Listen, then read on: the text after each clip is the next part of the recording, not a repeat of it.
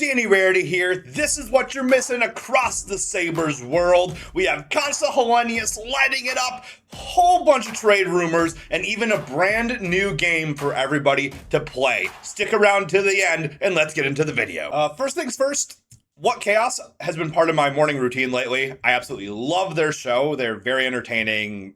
Love their show. That's that. But they posted this graphic before the finals, and this is history in the making.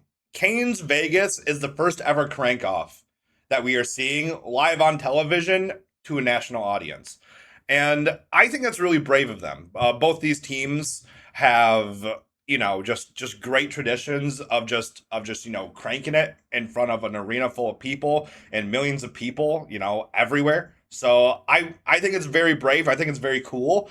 And I'm glad we can all experience this historic crank off together. So second thing we are getting into today, Consta Helenius, our boy, our guy, the dude, scored the golden goal at the Worlds tournament. Now, Worlds is like kind of a fake tournament, in my opinion. That's just me, though. A lot of people love Worlds, especially if your teams are out of the playoffs. Worlds can be fun. It's definitely fun. I don't think it means that much, but if it's fun, it really doesn't matter, right? Right, and it still gives people the time to play for it. And then you get moments like this.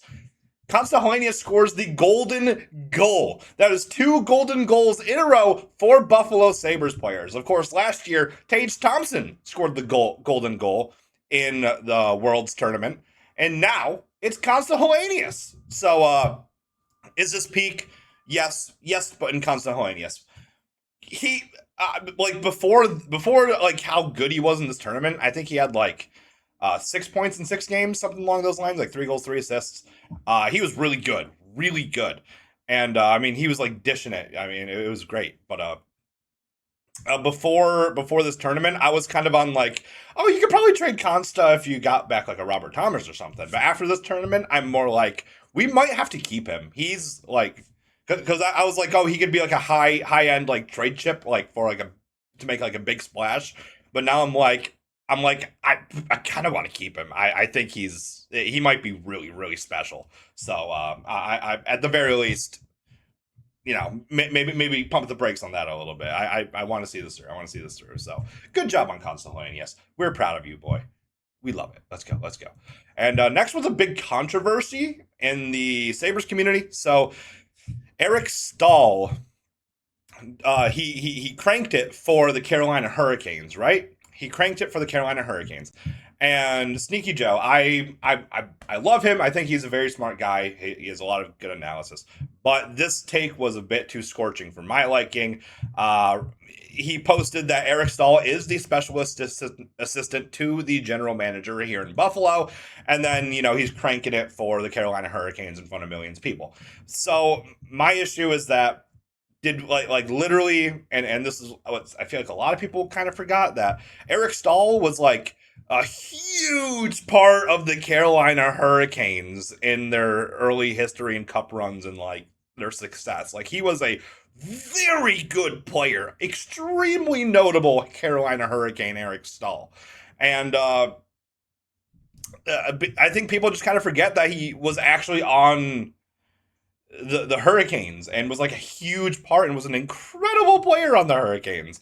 And not to mention, we also had, Ryan Miller do the drum for the Sabres. And Ryan Miller is a scout for not the Ducks, the Sharks. He's a scout for the Sharks, a goalie scout.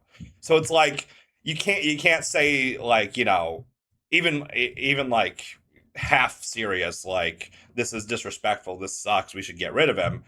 And then, on the other end, have Ryan Miller come to our thing and do our special pregame thing. So that doesn't make any sense to me.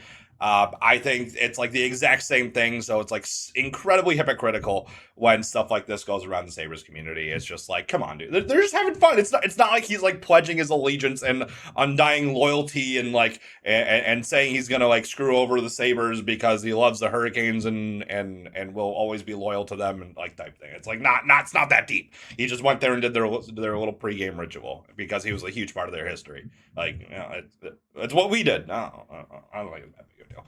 But I do love Eric Staal. Uh, Eric Cole grew up pretty close to me, who was also part of that '06 team, so and a very good part of Carolina Hurricanes history. So I have like a slight soft spot for the Hurricanes because of Eric Cole. But yeah, good stuff, good stuff. And then next I have a brand new game for everybody to play. This was posted on Twitter. This has gone around for a bunch of other sports lately, and it finally came to hockey Twitter yesterday. It's 84 now because that's going to be the new amount of games that you play. But all it is, you're dealt a random team and decade, draft the best player on the board, and slot them in. And then you have a one team redraw and one decade redraw. So it's across like 1950s plus or something like that. So I'm going to do an example for you guys right here real quick.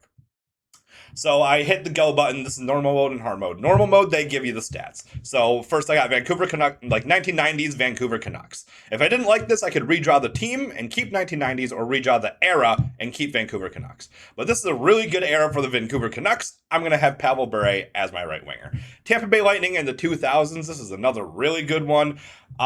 Vinny LeCavier as center, or Brad Richards as center. LeCavier was really good. Kevin Bulin was fine in this era. Probably not what I want as my main goalie. There are much better centers in this game, but I think of this one, I might actually redraw the team. Just because I think there are much better centers available in this game. Just in general, once you play this game more, so I'm going to redraw the team here. Anaheim Ducks. Oof, that was a horrible draw. So I'm probably going to go with Jaguar as the goalie because he was pretty good back then. Islanders 2020s, that's pretty bad. I'm going to redraw because of obviously the 80s and 90s teams. Pat LaFontaine as a center. Just not happy with any of these, man. I guess I didn't even see that. Turgeon. Yeah, absolutely. Red Wings 2000s. I mean, Nicholas Lidstrom, absolutely. Dallas Stars 2020. I'll have Jason Robertson on my wing. And then Devils 2020. I used all my redraws, so I got to go with Dougie Hamilton. And then we're going to simulate the season. And 17-14. So not a great, in terms of this game, that's not very great. But you get the gist. I'm going to put the link in the description. And you can try it yourself. Post screenshots. Let me know how you guys do. Let me know if you would have made different choices in this little game that we played just now. But I think re-rolling on that center ended up working out well. So, but still not good in general. But yeah, I'm gonna put in the description. Let me know. Let me know what you do, what you would choose different, and yeah, we can have some fun with this. I love this. This is really fun. I've been playing this a lot. But the kind of the last topic I wanted to breeze over here. Just a list of players that are tied to some of like the Sabres GM and AGM, Mark Bergevin and Jarmo Kekalainen. So this is pending UFAs with ties to Mark Bergevin.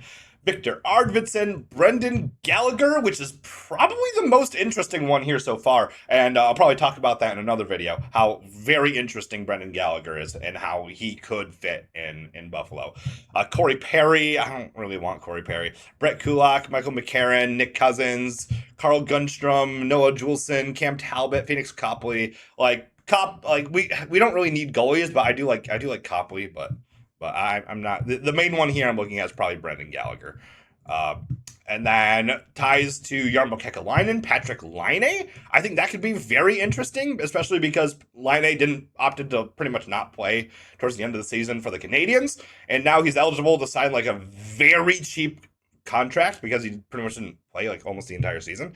So he could be a really cheap, super interesting player. His skating is horrible, but like super interesting.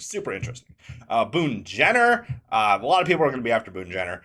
Eric Goodbranson, Sonny Milano, Gustav Nyquist, Jack Roslovic, Sergei Bobrovsky, Daniil Tarasov. Like a lot of really just interesting names. Nothing that's really going to like change anything majorly, but like just very interesting players who like used to be really solid, but now are probably pretty decent like depth pieces type thing, like pretty solid veterans to have in your depth core. So like I think it's very interesting the market for these types of players right now, and probably really good for that too. Like as far as depth players go, a lot of these players are probably some of the best depth pieces you could have on teams. So there's no like superstars, but like super solid like bottom sixers are available in this offseason. But that's going to be it for the video. Like, subscribe. Thank you very much, and I'll see you next time.